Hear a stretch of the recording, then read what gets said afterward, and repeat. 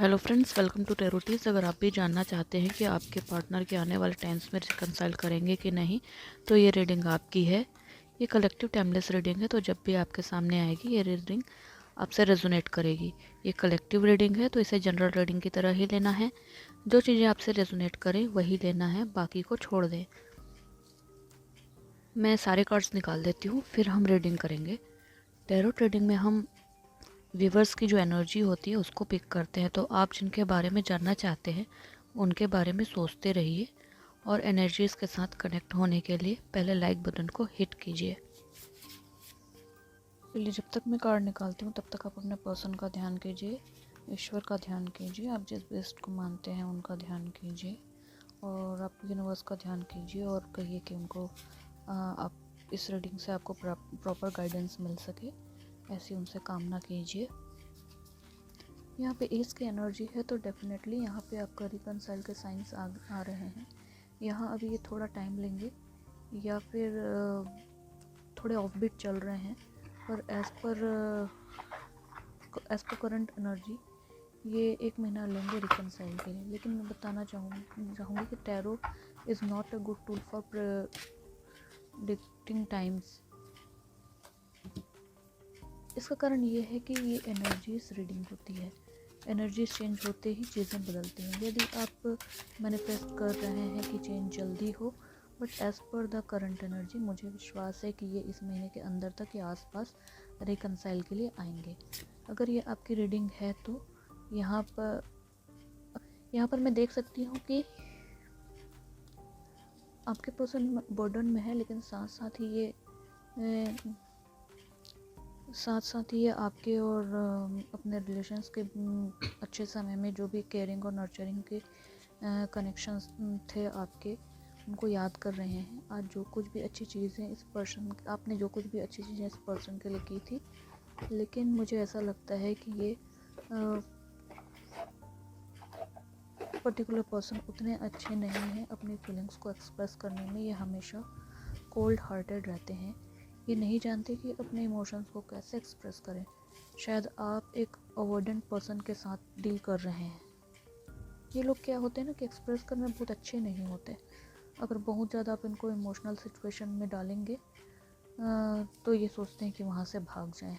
जैसे ही आप बहुत इंटेंस फीलिंग दिखाते हो या फिर मैरिज, किड्स, इस टाइप की प्लानिंग करने लगते हो, नेक्स्ट डे ये गायब हो जाते हैं। इस तरह के लोगों में फियर ऑफ कमिटमेंट होता है, लेकिन साथ साथ इन्हें अपने आपको खोने का डर भी होता है। तो ये वो टिपिकल उस टाइप के पर्सन के साथ आप डील कर रहे हैं, ऐसा मुझे यहाँ पे नज़र आ रहा है। क्योंकि यहाँ पे एस ऑफ कप्स आया है, तो ये मोस्ट लविंग पर्सन है आपके लिए। इसका मतलब ये है कि ये पर्सन डेफिनेटली आपको बहुत प्यार करते हैं और आपके साथ स्ट्रॉन्ग कनेक्शन फील करते हैं।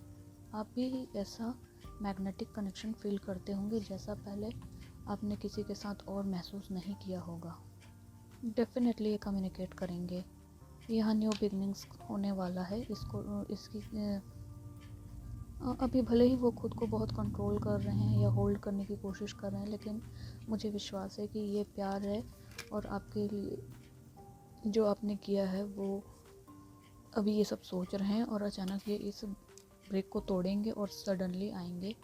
ये तब आएंगे जब आप लिस्ट एक्सपेक्टेशन में होंगे। और अगर आपको फील होता है कि आप जैसा मैंने जो कैरेक्टरिस्टिक्स बताए हैं आपके पर्सन वैसे ही हैं, तो फिर 100% ही आपकी रीडिंग है। और आगे देखिए, tarot readers are not God, लेकिन अगर ये आपकी रीडिंग है तो डेफिनेटली आएंगे। यहाँ हम कोई भी चीज़ 100% इसमें नहीं कहते, क्योंकि एनर्जीज़ को हम रीड करते हैं और एनर्जीज़ हमेशा चेंज होती रहती हैं और कलेक्टिव एनर्जीज़ हैं। तो यहाँ पे बहुत सारे लोगों की एनर्जीज़ पूल करके हम ये कार्ड निकालते हैं, तो बहुत तरह की एनर्जी होती है। इसलिए आप हमेशा अपने इंट्यूशन को ध्यान दें अगर आप कोई टैरो रीडिंग देख रहे हैं। तो अगर आपकी ये रीडिंग आपको इंट्यूशन ये कहता है कि ये रीडिंग आपकी है और आप इसको महसूस कर पा रहे हैं, तो आप इस रीडिंग में आगे बने रहिए।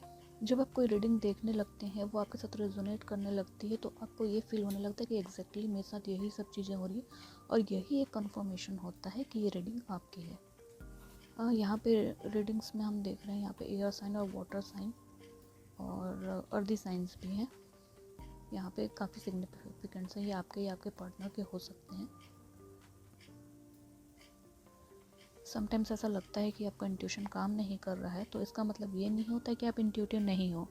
इसका मतलब ये है कि अभी आप में ब्लॉकेजेस हैं और आप अपने आप को ब्लॉक करके रखे हो कि आप जैसा सोचते हैं, जैसा महसूस करते हैं, ये ही एनर्जीज क्रिएट करती हैं। तो आप विश्वास रखते हो तो ही ये होना संभव हो पाता है। तो अगर आपको आपके पार्टनर अपने लाइफ में चाहिए तो नेगेटिव सोचना छोड़ दीजिए। हमेशा ये ध्यान रखिए कि वो आपके साथ हैं और आप उनके साथ हैं। या फिर अभी समय ऐसा नहीं है कि आप लोग साथ रह सकें। नो मैटर्स, समय आएगा तो हम साथ होंगे, but right now I am focusing on my self. एक स्ट्रॉन्ग रिलेशनशिप के लिए हमेशा ऐसी ही फीलिंग रखनी चाहिए। देखिए, कई बार ऐसा होता है कि आप जीवन में एक से ज़्यादा सोलमेट से मिलते हैं। ज़रूरी नहीं होता है कि आप जितने से मिलें उन्हीं से आप यूनाइट हो जाएं। आप जिस पर्सन से भी डील कर रहे हैं हो सकता है बहुत ज़्यादा टॉक्सिक हो, इसके अंदर बहुत एंगर और नेगेटिविटी हो, बहुत स्टबर्न और हार्ट ब्रेकिंग हो, या फिर ये बहुत ज़्यादा कंट्रोलिंग नेचर का हो सकता है। मुझे ऐसा महसूस हो रहा है कि बहुत सारी टॉक्सिक चीज़ें इस कनेक्शन में हुई होंगी और इस पर्सन के साथ आपका ट्रॉमा बॉन्ड रहा होगा। रिलेशनशिप में बार बार इन एंड आउट होते रहते होंगे।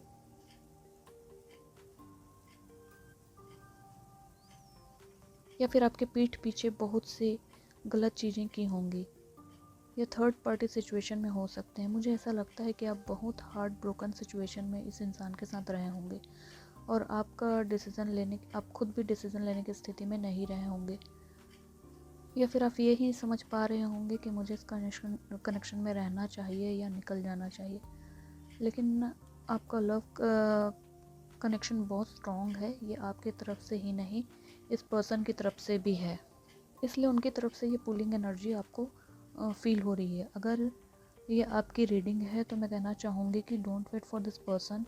आई will never advise to wait anybody, you should move on. अगर उसे आना होगा तो वापस आएगा। अगर किसी ने आपका साथ छोड़ दिया है तो उसके लिए आप कभी वेट नहीं करना चाहिए।